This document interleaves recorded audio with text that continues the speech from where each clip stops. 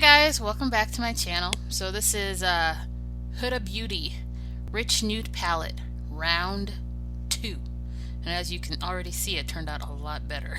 So for my eye base, I am using this Maybelline Age Rewind in the shade Neutralizer. And then I'm going straight in with the dark color.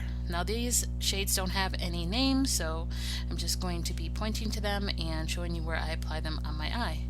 So I'm using the darkest color first is because I want it to shape my eye. I want it to give my face a lifted look. So I'm placing that on the outer corner of my eye in a V shape, and then I'm going in with this more pinkish shade to blend out the edges. And the difference between this look and my previous Huda Beauty look is this base is not set. And can I please tell you that these shadows perform so much better on a wet base. So if you are struggling with this palette, try it with a wet base and tell me what you think, because that first look was a fail. I mean, I posted it anyway because, I mean, the colors were nice or whatever, but they weren't as blended as I would like them to be. But this one was perfect. Perfection. So definitely try this palette with a wet base. Alright, so basically what I'm doing is just applying all these lighter colors to my transition area, so I have a nice gradient effect up to my brow. And now I am doing a half cut crease on my lid using my Maybelline Age Rewind. And then first I'm going to apply some more of that dark shade on the outer corner of my eye to blend it into the concealer.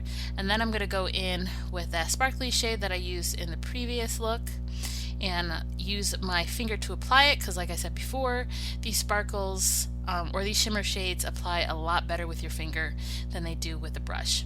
And I did just go in with a brush to do some detail work around my crease. And that's pretty much the eye look for the top. Of course, I go in with my Milani Stay Put Waterproof Eyeliner in Hooked on Espresso for tight lining, and then I use my IT Cosmetics Superhero Eyeliner for my wing.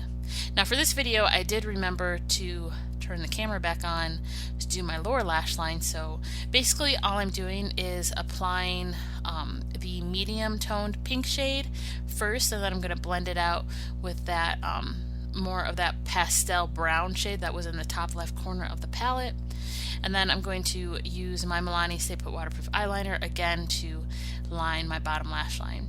And then of course add my mascara and all that jazz. But basically this look turned out so pretty. Like so pretty. I am so happy that I did not return this palette, because now that I know how to work with it, the possibilities are endless.